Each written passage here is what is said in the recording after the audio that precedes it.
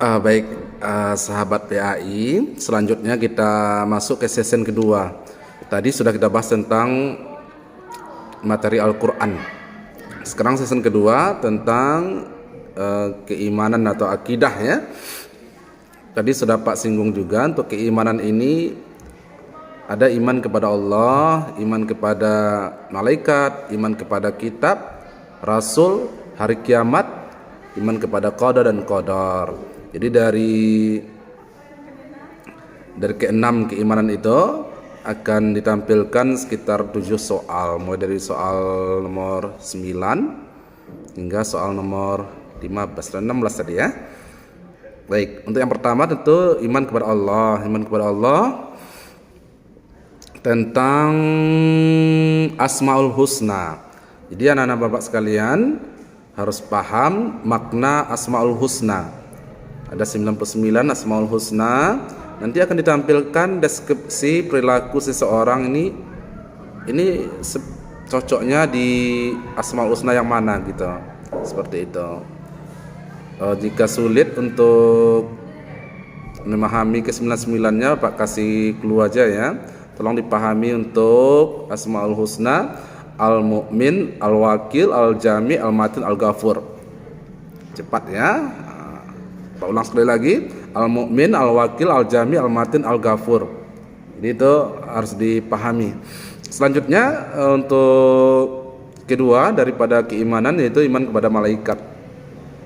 Nanti iman kepada malaikat ini akan ditampilkan narasi perilaku. Mana yang cocok dari absennya gitu. Jadi harus hati-hati karena jawabannya benar semua gitu.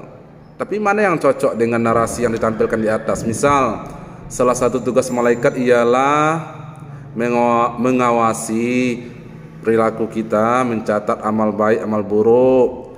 Jadi opsinya mana yang cocok? Itu apa yang harus kita lakukan gitu? Karena semua opsinya A sampai E itu bagus semua. Tapi mana yang cocok? Kalian ingat narasi di atas itu. Kemudian selanjutnya yang ketiga tentang iman kepada kitab. Iman kepada kitab ini mudah saja kalian pahami makna iman kepada kitab itu apa, kemudian hikmahnya apa. Dia membedakan narasi ini pengertian atau hikmah atau tujuan atau cara beriman kepada kitab, seperti itu. Paham ya? Kemudian selanjutnya iman kepada Rasul. Untuk materi iman kepada Rasul ini kalian pahami tentang sifat Rasul: siddiq, amanah, tabligh, fatona. Lawannya apa? Nanti cocokkan. Siddiq itu lawannya apa? Amanah itu lawannya apa? Kizib, balada, kitman, khianat. Nanti dicocokkan. Baik. Sifat wajib dengan sifat mustahil ya. Kemudian selanjutnya iman kepada apa nih? Iman pada hari kiamat ya. Iman pada hari kiamat. Contoh perilaku yang mencerminkan iman kepada hari kiamat, seperti itu. Seperti apa sikap kita dalam keseharian kalau kita memang percaya kepada hari kiamat itu. Seperti itu ya. Kemudian selanjutnya untuk nomor 14 ya.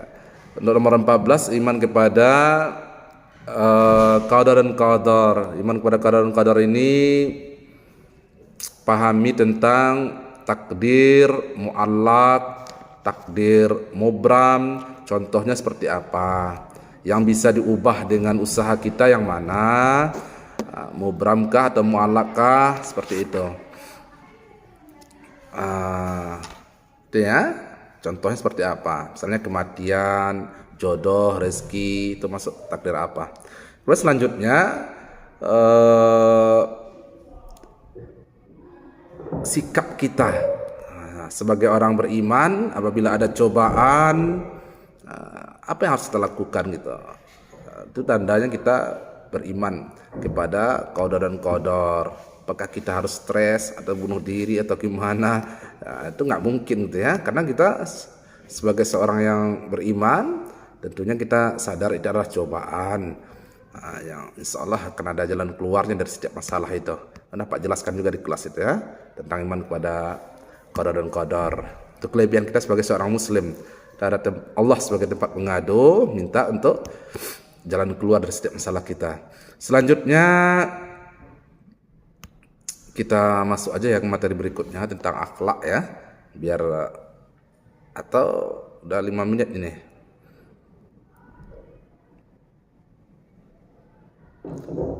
Kita bagi aja menjadi 6 video atau 5 video. Kita lanjut aja lah ya. Selanjutnya tentang akhlak. Tentang akhlak ini tentang larangan berzina, tentang pergaulan bebas itu ya, tentang berpakaian. Dalam surah An-Nur jelaskan cara berpakaian seperti apa. Jadi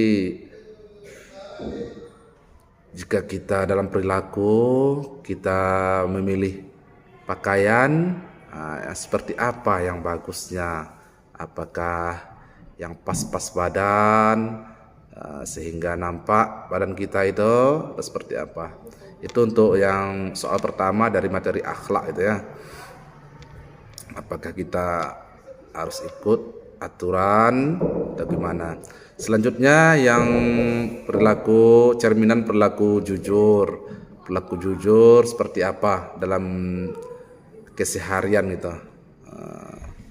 Apakah jujur di saat terdesak aja atau gimana?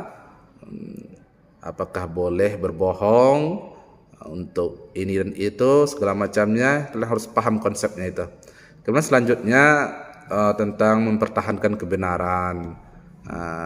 Ditampilkan cerita zaman dahulu yang mempertahankan kebenaran. Itu termasuk kepada perilaku apa istilahnya untuk mempertahankan kebenaran itu. Antara ya nanti akan Pak tampilkanlah option-optionnya yang mirip-mirip katanya dengan jawabannya itu. Kalian pasti tahu lah ya. Kemudian selanjutnya tentang perilaku sajaah. Sajaah itu seperti apa? Seperti itu ya. Insyaallah kalau kalian pahami soal-soalnya akan berkaitan antara nomor 1, nomor berikutnya gitu. Ya, masuk. Selanjutnya tentang sebuah hadis tentang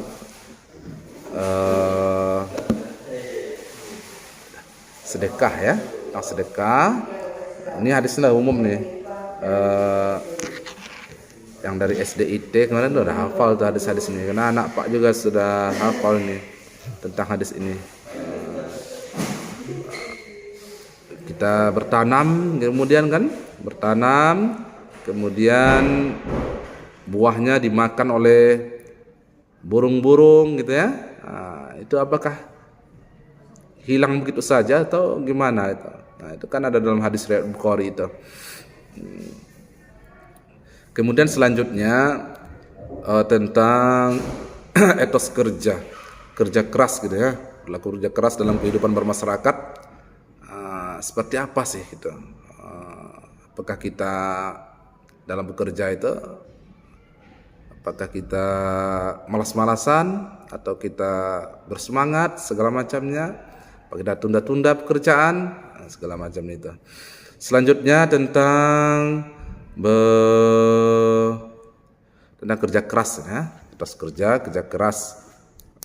Nanti ditampilkan beberapa perilaku yang mana yang menunjukkan kerja keras seperti itu.